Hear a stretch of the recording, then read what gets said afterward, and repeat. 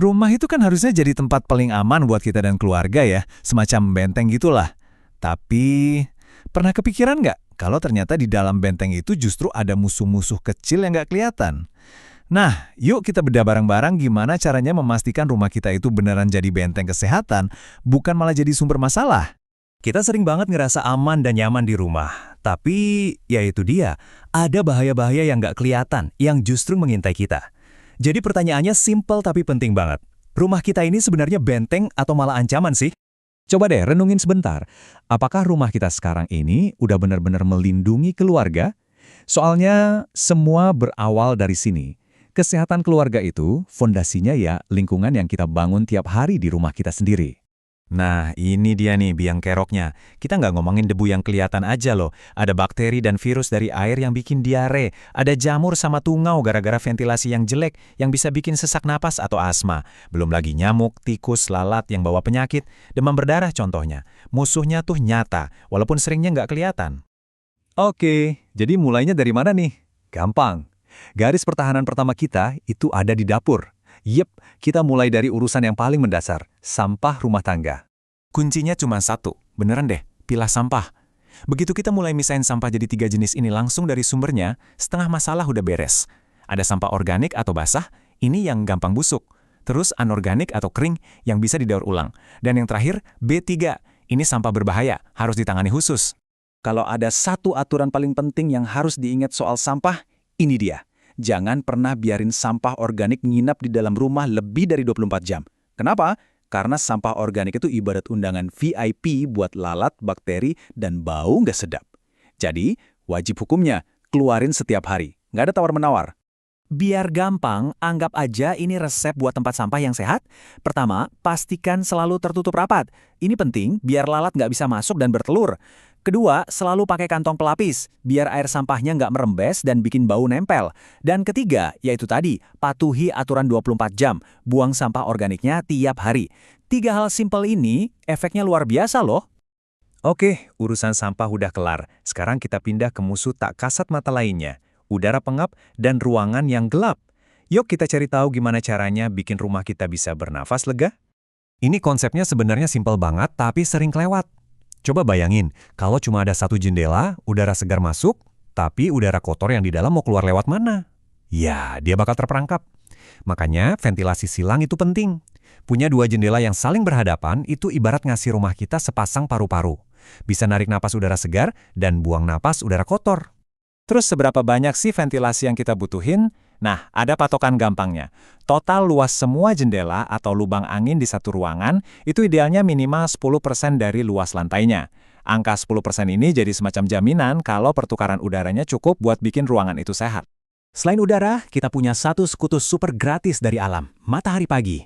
Sinar UV-nya itu desinfektan alami yang ampuh banget buat membunuh kuman, bahkan bakteri penyebab TBC loh. Jadi ingat ya, buka gorden tiap pagi itu bukan cuma biar terang, tapi itu bagian dari ritual bersih-bersih rumah. Nah, ada 2 zona merah kelembapan di rumah, kamar mandi dan dapur. Gimana cara ngatasinya? Ada beberapa cara praktis. Pertama, pasang exhaust fan buat nyedot uap air keluar. Kedua, kalau areanya gelap, coba pakai skylight atau genteng kaca biar dapat cahaya alami. Dan yang paling gampang, biasain buka jendela setelah mandi atau masak. Simple kan?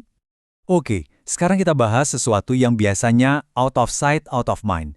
Kita akan masuk ke dunia bawah tanah rumah kita, yaitu sistem perpipaan air limbah. Ini mungkin nggak kelihatan, tapi mengelolanya dengan benar itu penting banget buat sanitasi.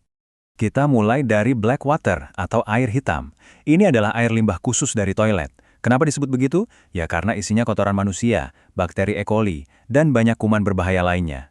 Makanya, ini wajib, harus, kudu dialirkan ke septic tank yang tertutup, rapat, dan kedap air.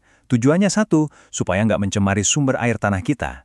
Terus yang kedua ada grey water atau air abu-abu. Nah ini air limbah dari wastafel, pancuran, atau mesin cuci. Isinya kebanyakan sabun, deterjen, emang nggak sebahaya black water, tapi tetap aja harus dikelola. Intinya, pastikan alirannya lancar, mau itu ke selokan atau ke sumur resapan. Jangan sampai ada genangan, karena itu bisa jadi tempat nyamuk berkembang biak. Nah, ngomongin septic tank, ada 3 syarat mutlak yang nggak bisa ditawar. Pertama dan paling krusial, jarak. Jaraknya harus minimal 10 meter dari sumur atau sumber air bersih manapun. Ini untuk mencegah kontaminasi silang. Kedua, tangkinya harus 100% kedap air, nggak boleh ada bocor. Dan ketiga, wajib punya pipa ventilasi. Ini buat ngeluarin gas metana yang terbentuk di dalam, yang kalau terperangkap bisa berbahaya.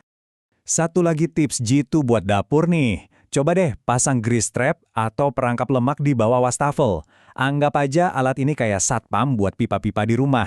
Tugasnya itu nyegat semua minyak dan lemak dari sisa cucian piring, biar mereka nggak masuk ke pipa, mendingin, terus jadi gumpalan yang bikin mampet total. Ini penyelamat banget. Nah, setelah kita ngobrolin semua hal teknis tadi, dari sampah sampai pipa, kita sampai ke intinya. Semua ini bukan soal bersih-bersih yang ribet. Coba deh, kita lihat ini sebagai investasi. Investasi kecil setiap hari untuk kesehatan keluarga kita di masa depan. Ada kutipan yang pas banget nih, sanitasi itu kebiasaan, bukan proyek sekali jadi. Benar banget kan? Jauh lebih ampuh dampak dari buang sampah tiap hari atau buka jendela tiap pagi dibandingin bersih-bersih total setahun sekali. Kuncinya itu di konsistensi, di kebiasaan kecil sehari-hari. Dan pada akhirnya, ya ini dia. Rumah yang bersih dan sehat itu mungkin investasi termurah, tapi paling efektif buat masa depan keluarga kita. Investasinya bukan soal duit, tapi soal perhatian dan kebiasaan. Inilah cara kita membangun fondasi kesehatan yang kuat buat orang-orang yang paling kita sayang. Sebagai penutup, saya mau kasih tantangan kecil buat Anda. Dari semua yang kita bahas tadi, coba pilih satu aja. Satu kebiasaan sehat yang mau Anda mulai besok pagi.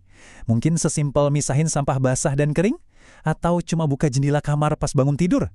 Apapun itu yang penting mulai aja dulu besok.